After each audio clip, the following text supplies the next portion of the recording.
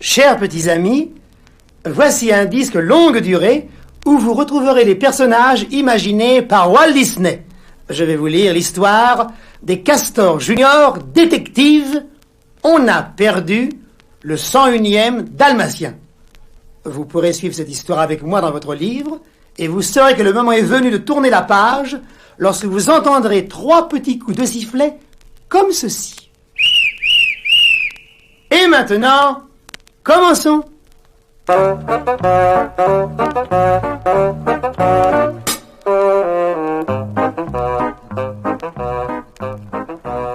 Ce jour-là, les parents dalmatiens, Pongo et Perdita, ont beau compter et recompter tous leurs enfants, il leur en manque toujours un. Riri, Fifi et Loulou proposent de les aider. Mettez-vous tous en rang, les chiens. Les petits devant, les grands derrière. Oui. Recommençons encore une fois. 96, 97, 98, 99 et 100. Tout le monde est bien d'accord, on a perdu le 101e Dalmatien. Il faut immédiatement donner l'alerte. Allez! Et Pongo et Perdita sont très inquiets. Je parie que c'est Penny. Il est le plus turbulent. Penny! Personne ne répond. C'est donc bien Penny qui a disparu. Faites-nous confiance, Madame Perdita. On va le retrouver. Les Castors Junior sont toujours prêts à rendre service. Madame Perdita a donné une photo de Penny pour la faire paraître dans le journal. Fifi rédige l'annonce. Paire de bébés chiens dalmatiens blancs, oreilles noires, taches assorties sur le dos et sur le nez, appelée Penny. Prière de le ramener contre bonne récompense. Ce sera quoi la récompense? L'argent de nos tirelires? Et si c'est pas assez, on demandera à oncle Picsou, qui est très riche, de nous aider. Rassurez-vous, j'aurai un beau cadeau pour celui qui me le rapportera.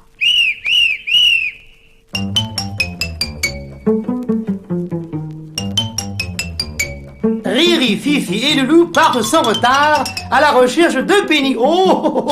Ils se sont bien équipés. Fifi a emporté une carte du pays et de grosses jumelles. Riri a pris sa lampe de poche et un sifflet à roulette. Et Loulou, une loupe pour ne rien laisser échapper. Enfin, ils ont tout ce qui est nécessaire à de bons détectives. Pourtant, Loulou a l'air perplexe. Comment utilise-t-on une loupe? Oh, pas comme des lunettes. Tu dois regarder de plus loin. Ici, je vois une fourmi énorme. Où ça? Derrière la loupe, tiens. De peur, le pauvre Loulou claque du bec. Il a oublié qu'une loupe sert à agrandir. Fifi et Riri se moquent de lui.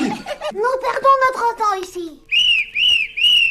Au même moment, passe sur la route, à toute allure, une longue voiture noire. Fifi, Riri et Loulou ont juste le temps d'apercevoir 3 mystérieux personnages, le chapeau enfoncé sur les yeux. Oh, voilà sûrement des bandits. Ils ont tout tourné à droite dans le bois. Vite, suivons-les. Ils ont peut-être enlevé Penny.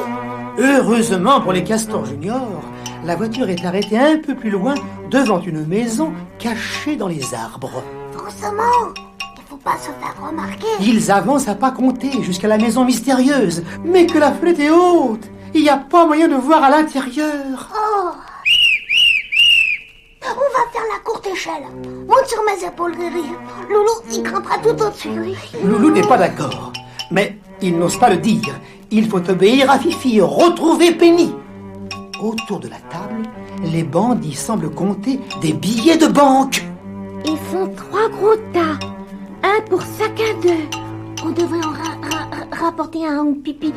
Picsou, lui qui aime de l'argent. Tu ne vois rien d'autre? Il n'y a aucune trace de Dalmatien. Partons, ce sont des voleurs. Et Penny n'est sûrement pas ici. Mais pas si vite. Laisse-moi le temps de descendre. Tout à coup, une ombre grandit à la fenêtre. Qui va là? Qui peut. Riri, Fifi et Loulou. On est pris aux fenêtres maintenant. Il n'y a plus moyen d'être tranquille.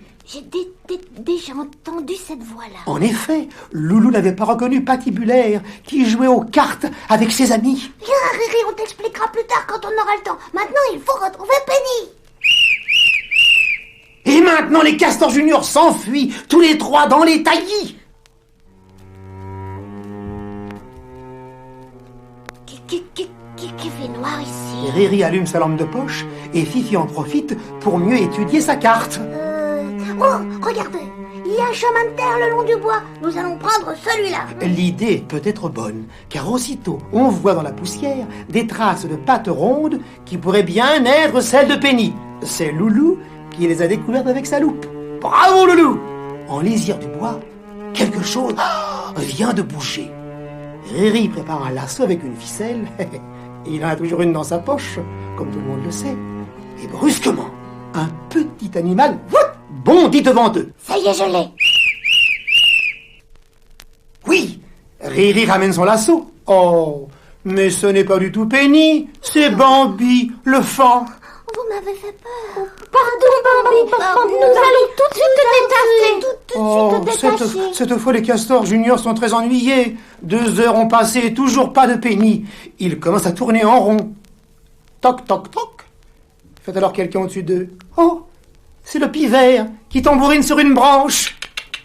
Que cherchez-vous comme cela? Le 101e dalmatien, il a disparu ce matin. Et il n'est pas passé par ici. Mais attendez, je vais jeter un coup d'œil au-dessus de l'arbre. Je vois un cirque à 100 mètres d'ici. 100 mètres à vol d'oiseau, ça fait 200 mètres pour nous. Allons-y, nous ne devons rien négliger. J'aime bien le cirque et les lions. Oh, j'espère qu'ils seront en case. Bonne chance, les castors!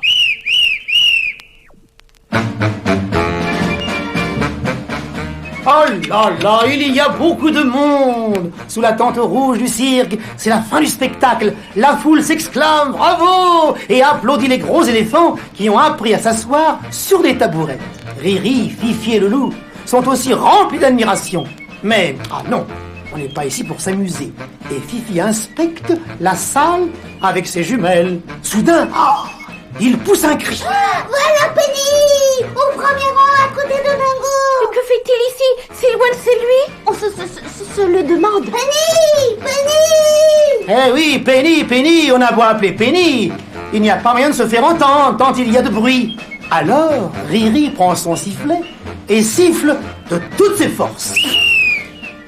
Et puis, il lance des appels lumineux avec sa torche électrique. Et finalement, c'est Dingo qui s'est retourné. Il fait de grands gestes de loin et crie. J'arrive. Dingo traverse la foule en tenant Penny par la main.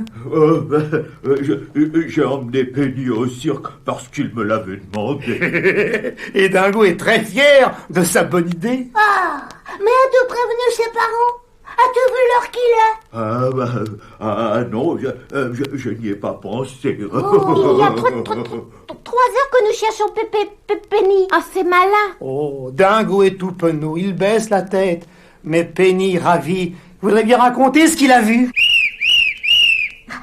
Il y avait aussi des petits chiens comme moi qui faisaient des tours. Et des lions? Non, c'était leur jour de congé. Tu raconteras tout ça à la maison. Allez, viens, en avant Penny. Oh, c'est la fête chez les Dalmatiens. Penny est revenue. Pongo et Perlita, ses parents, remercient chaudement les Castors Juniors pour leur courage et leur persévérance. Bravo les Castors. Dans un coin, Dingo, très ennuyé, roule son chapeau entre ses mains. Je vous demande pardon. J'oublie toujours l'heure.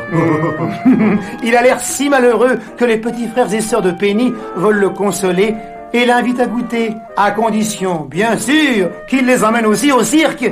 Ils crient tous si fort que personne ne peut entendre la grosse voix de Patibulaire au-dessus du tumulte. Bonjour! J'ai sonné et je suis entré. J'ai appris la bonne nouvelle et je viens féliciter les Castors Juniors pour leur flair. Hein? Fifi, Riri et Loulou se regardent un peu inquiets. Mais Patibulaire n'a plus l'air fâché. Il leur fait un clin d'œil et brandit le journal avec la photo de Penny. Pour qui sera la récompense? Pour les castors juniors.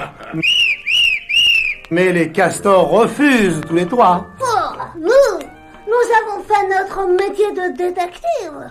Alors Maman Perdita, qui aime bien faire des cadeaux, apporte un gros réveil à Dingo.